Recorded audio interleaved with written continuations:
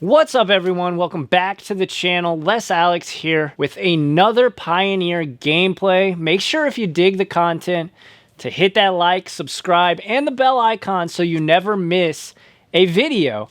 Today I'm going to be playing Esper Control in Pioneer. A couple of the reasons why I wanted to try Esper rather than blue-white: the removal.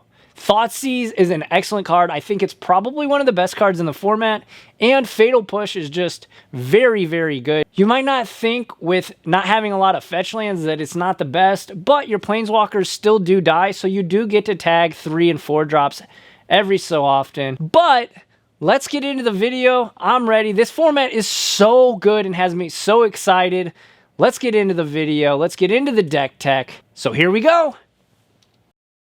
All right, everyone, let's get into this deck tech real quick. This is a deck that I didn't know if it was going to be playable out of the gate. I've been having some success with the deck on Moto already. I know the format is really, really unsolved, which is awesome. It's been a lot of fun to play this format. But let's get into this deck tech. 75 cards. So we got Drowned Catacomb as a 3-of. Fatal Passage. You don't want all 4 of them in this deck because you do want to be able to play your lands untapped on curve, so not playing the full playset, just 2 in this one. We got 3 Glacial Fortress, 4 Godless Shrine, 4 Hallowed Fountains, because you do need those shocks. Again, you need your lands to enter the battlefield untapped when you can. We got an island, 3 Isolated Chapels, 1 Plains, 1 Swamp, and 2 Watery Graves for a total of 24 lands. We have the full Fatal Push, the full set here. These 2 cards are the reason we're playing black, because Fatal Push is probably one of the best removal spells, definitely the best 1-mana removal spell in the format. And then Thoughtseize, in my opinion, is just probably the best card in the format. It's very good, being able to invalidate a lot of what your opponents are doing, and being able to build a plan moving forward in the game is, of course, good. I'm playing 4 Censors. I see a lot of decks playing Opt. Opt is good. Like, don't get me wrong. I like that card. It's a good card. Personally, though, Censor, just being able to tag them when they're trying to go up the curve, and you're able to tag one of their spells with Censor and counter one of their spells, and they're like, oh, I don't have a land. Or if you punish them, for not playing their land first, it's really, really good. Censor's just like definitely got a spot in this deck, definitely. Then we got Dovin's Veto as a 2-of. Probably the best counter spell other than Mystical Dispute, but we'll get to that. It's in the sideboard. We got 2 Tyrant Scorn. This card, I started with the 1-of, and it's very, very strong. Very strong. I like its versatility. Being able to bounce gods is really good. I never thought I'd say that, but yeah, being able to bounce gods is good, and just being able to kill all the 3 or lower drops is just excellent. Moving on to the 3-drop slot, we got 2 Narset Parter Reveals. This card might be an issue for blue-white control, and I'll kind of get into why a card down the line, Sphinx's Revelation, might not be so great in this deck because of this card. In combination with Fairy Time Raveler, it really makes it hard for you to maximize your Sphinx's Revelations. Moving on, we got Sinister Sabotage. A lot of people I've been talking to, why Sinister Sabotage? Well, it surveils one. Okay, and that helps out the dig through times. So I definitely like Sinister Sabotage. There's definitely an argument for Disallow, being able to counter activated abilities of Planeswalkers or Marvel is really good, but I think Sinister Sabotage has the edge just because you can surveil and fill up your graveyard for the dig through time. Moving on, we got 2 Heroes Downfall, just a kind of catch-all. Planeswalkers are really, really good against this deck. Not having access to things like Detention Sphere is really, really an issue. So Hero's Downfall is kind of just a catch-all removal spell. And then, of course, it's so good. Teferi Time Raveler is so good in this format. I definitely think, like, people are talking, maybe it's potential to get banned. Maybe. I don't know. I don't want to talk bans yet because I'm really digging this wide open format and how Wizards is just letting us play with everything. I love it. Moving on to the 4-drops, we got Jace, Architect of Thought.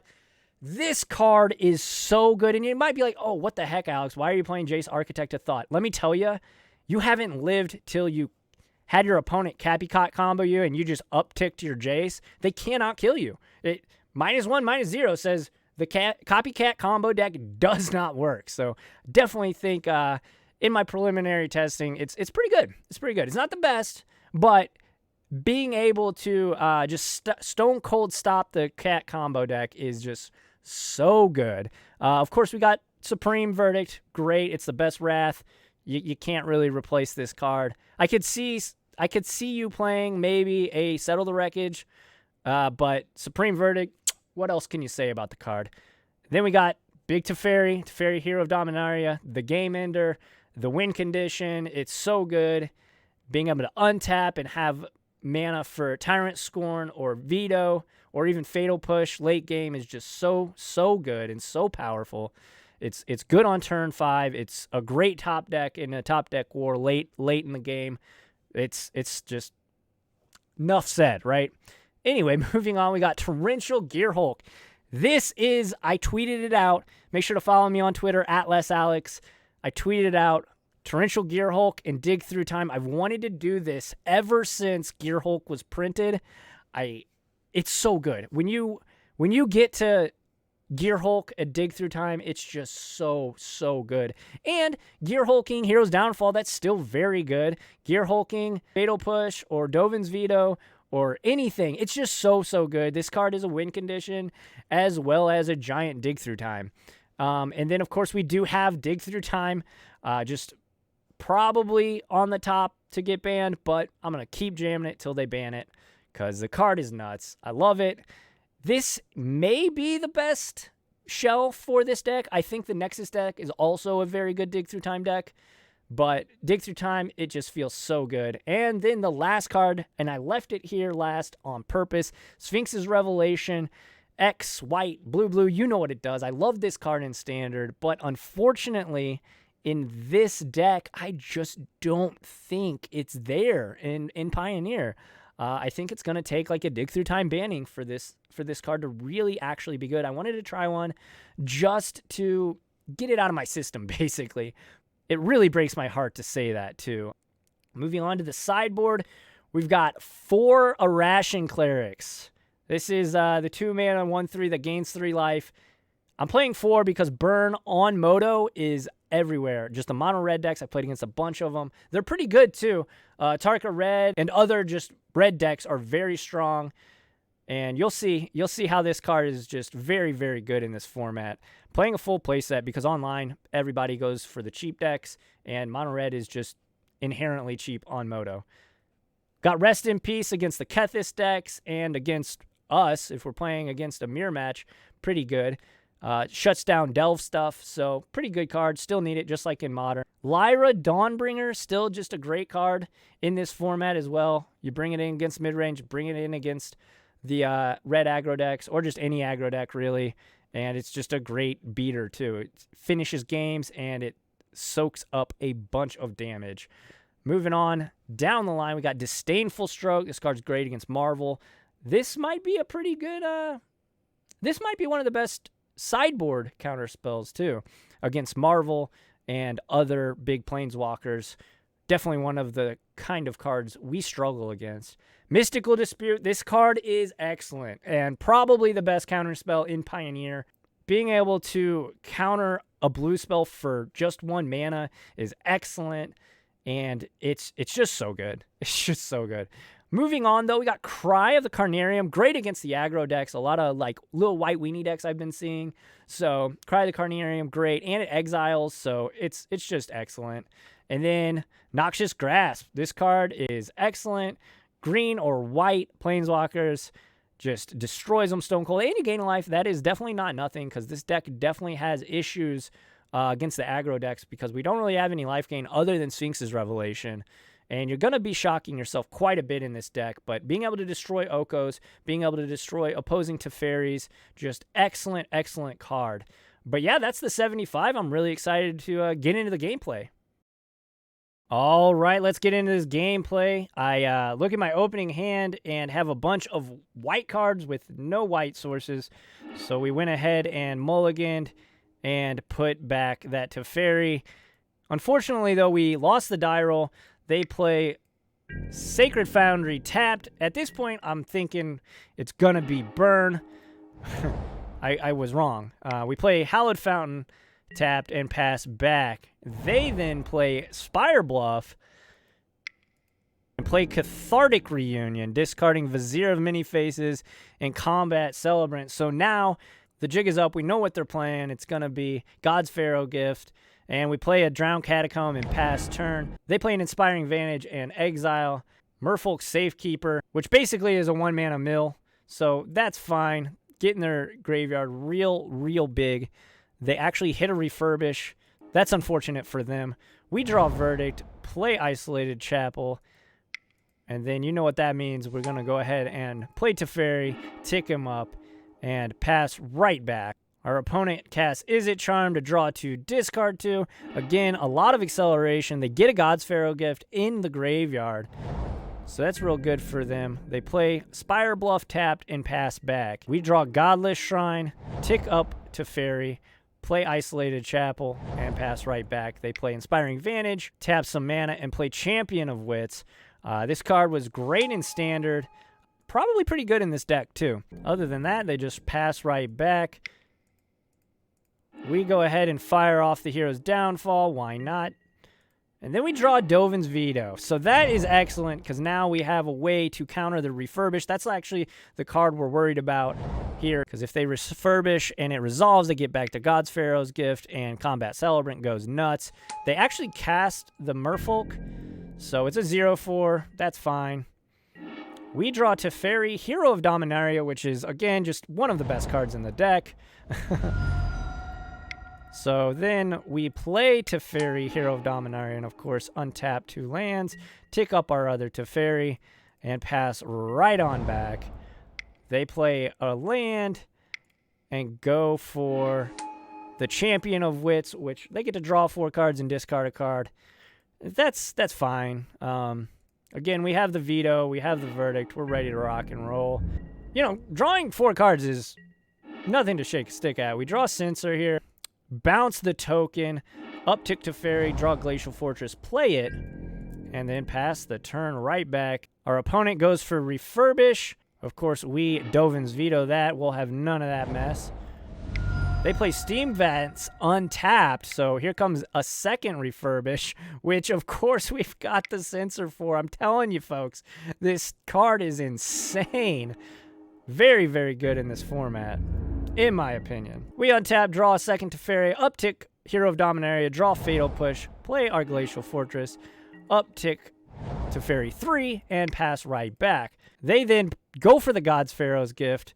We have Gearhulk at the ready with the Dovin's Veto, and they scoop up game number 1. All right, so game number 2. We look at a 2-land hand, so we keep it. We've got a Fabled Passage, be able to find our blue mana. We also find Glacial Fortress, too. Play the Fabled Passage, crack it immediately for an island, and pass it right back. They then scoop it up, and that's all she wrote. I don't know what happened, but they didn't want to play Magic with us anymore. Have no fear, though. We have another match that I wanted to show off. This was against Elves, so green-black Elves. Very fun matchup. The Elves deck seems actually pretty real, and you'll see why here. They play Llanowar Waste. We play Godless Shrine untapped and cast Thoughtseize, revealing a big scary hand of double Paradise Druid, Elvish Channeler, and Dwindling Guiltleaf. And we take Elvish Clancaller and pass the turn back. They play Forest, and of course they're going to head out their Paradise Druid, pass back. We play the Drowned Catacomb and just ship it right on back.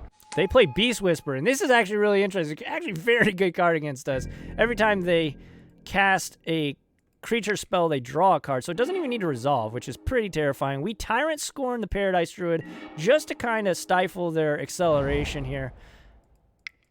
And then we go ahead and Teferi their Beast Caller, draw Torrential Gearhulk, so that'll be great down the line as long as we can keep hitting our lands. They play Paradise Druid and pass back. We play a Hallowed Fountain, tick Teferi up, cast Narset, of course use Narset, find Teferi, and pass it right on back. In their draw step, we cast Thoughtseize and find Shaman of the Pack, Beast Whisperer, and Dwindling Guilt Leaf Dean. And we take Beast Whisperer because them drawing cards. That was actually a bit of a misplay by me because we have Narset, but I was also kind of worried that they'd kill Narset. So I'm not sure if it was really a punt, but down comes the Dwindling Dean, and a Paradise Druid is going to crash in and take down our Teferi. We down tick Narset to see 3 Censors, obviously taking Censor here. Cycle a Censor and find Tyrant Scorn. Tyrant Scorn, great. So if they kill Narset here, we actually get to kill their Dwindling Guilt Dean. They play Incubation Druid, which I'm loving the fact that that card's seeing play in this format. Then they Shaman of the Pact. In response, we just got to fire this off to kill the Incubation Druid before it gets out of hand. Shaman comes down. We lose some life. They gain some life. And then they bash in. They kill Narset and take us down. We then Fatal Push the Dwindling Guilt Leaf Dean. And then we go ahead and fire off this Narset down tick to find Fatal Push. That's pretty good. And pass back. Now here, I wanted to save the Fatal Push just in case they tried to kill Narset. If they kill Narset, then we can hit the Shaman of the Pack. They ended up just attacking us, so we just ended up killing the Paradise Druid after it was tapped. And then we find Drowned Catacomb, find another Censor off of Narset, play Drowned Catacomb.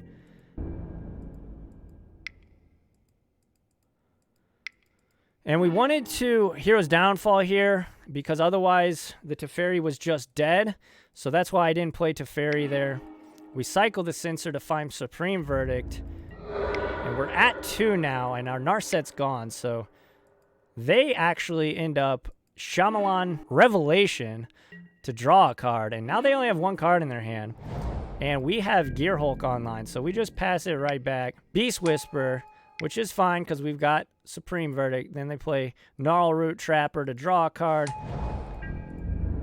And bash in for 1. We then flash in Gear Hulk. Triggers all around. Hit Hero's Downfall, which is, of course, going to take down that big Beast Whisperer. We block, of course, just destroying their Elvis Channeler there.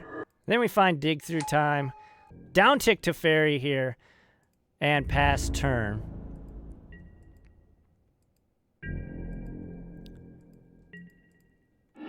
And they just pass back.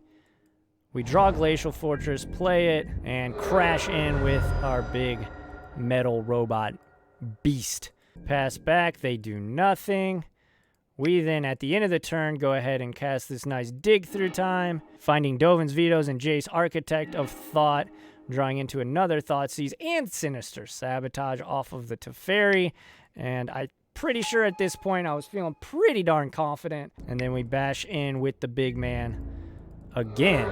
We played our Jace, upticked and passed. They play their Traproot Boy. And then Shaman of the Pack, which, of course, we have a Sinister Sabotage for, because that would have killed us. That would have actually just killed us. And then we push the Trapper, because why not? They scoop up game number 1. Getting into game 2, we mulligan.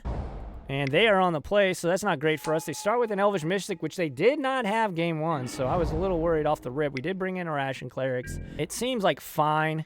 Now, of course, if they start playing a bunch of Clan Callers, it's not great, but being able to gain the life seemed fine. They attack down to 18. And then we just start getting like 6-drop flooded here. Not great, but the Clerics are going to keep us alive. They then play Dwindling Guilt Leaf. I cannot say that card. Dwindling Guilt Leaf Dean. Such a mouthful. Think about attacking with the Clan Caller, but they're like, no, whatever. We do draw our 3rd land and shock it in to get this Teferi going. Bounce their Dwindling and draw a Fatal Push, so things are kind of starting to line up for us. They play Nullhide Ferox, though, and that was not great. Hexproof is pretty good against us. We draw another land, though, so we're kind of doing it right. Uptick Teferi and play a Ration Cleric, pass back. We Thoughtseize them on their draw step, take the Dwindling Guilt Leaf Dean. They play Elvish Mystic. They play the Trapper. And then they bash in with some of the dorks. We, of course, fatal push the Elvish Clan Caller, making that Elvish Mystic a 1/1. Block the Mystic and the Nullhide Ferox, and pass back. We find a Teferi, so we didn't hit our land. We uptick Teferi, and then cast a second Teferi, bouncing their Deuter guy back to their hand. We draw Thoughtseize, unfortunate. We take a Genesis Hydra off their hands and pass back. They play the Clan Caller once again and just bash in with the guys, with the team. We do not block because our boy Teferi was biting the dust regardless. We play Narset, brick, and then I scooped it up because I was missing land drops and just saw 5 lands, and that was not good. On to game 3. I scooped prematurely maybe, but I wanted to conserve the clock. Our opening hand here, we mulliganed down to 6, but it was a good 6. A Ration Cleric, Tyrant Scorn, Hero Dominaria, or excuse me, Hero's Downfall, and Teferi Time Raveler. We play our Hallowed Fountain and pass back.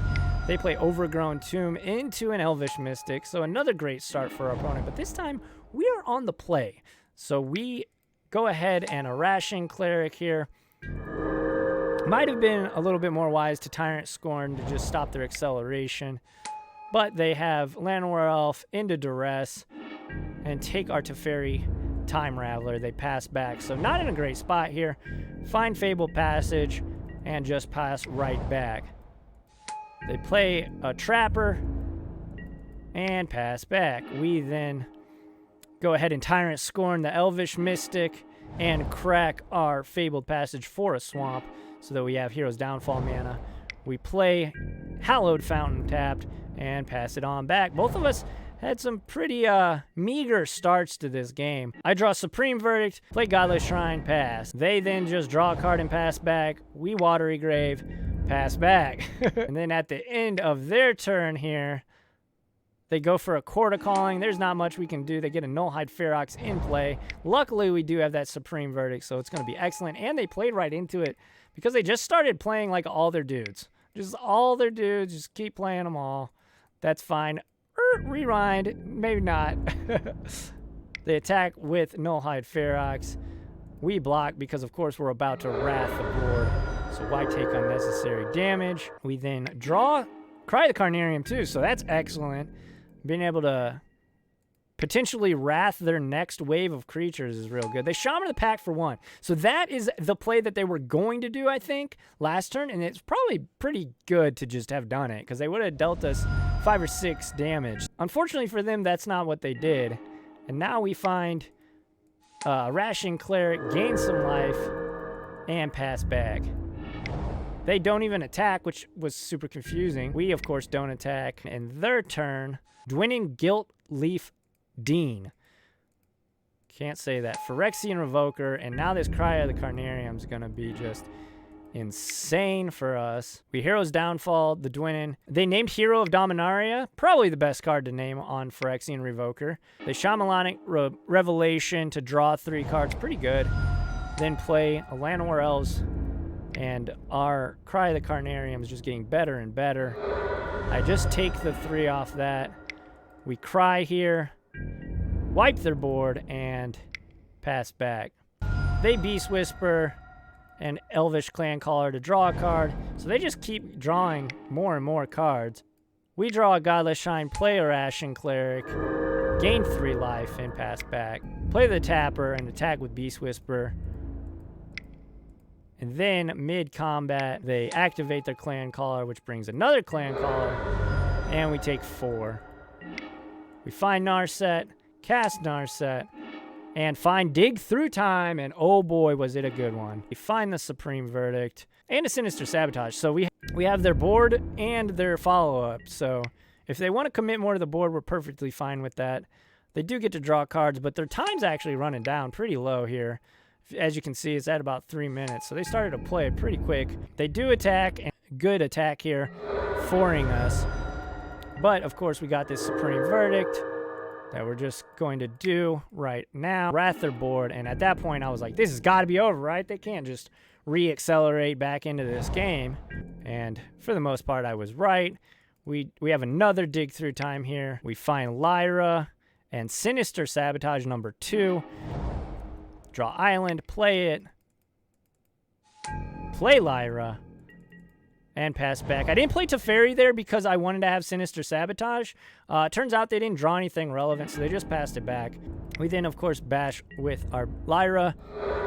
And we didn't drop below 17 in this entire game, so we play Teferi 3, uptick, of course. And in their draw step, we Thought Seize them to find Shamanic Revelation. They find a Elvish Mystic and pass back. We play Jace Architect to Thought, down tick. They give us Verdict versus Hero's Downfall and Tyrant Scorn. We take the Scorn and the Downfall.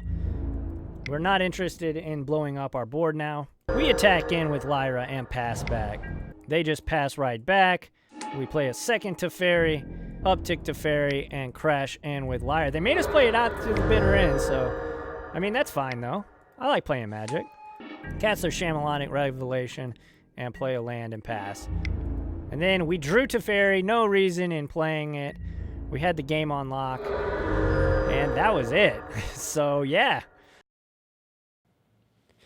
All right, that was the video. I mean, the deck is pretty good. I wasn't too sold on Control in this format just quite yet, but I've been playing with it, and it's been doing pretty well. I'm really excited to see where this format goes. Obviously, there will be bannings. I'm not sure if Dig Through Time is going to be on the chopping block. Hopefully not. Either way it goes, this format is extremely fun, and I love the fact that there's no ban list other than the fetches. As always, if you dig the content, smash that like and that subscribe button. And if you want to help support the content a little bit more, head on over to patreon.com/lessalex and consider becoming a patron. We just hit our first goal, which is, I can't even, I'm at a loss. It's awesome. We're going to have Control Freak stickers out very, very soon because we reached that goal. And our next goal is coming right up too. So I'm super grateful for all my patrons. And yeah, but yeah, until next time, everybody, have a great day and be kind to one another, Magic players.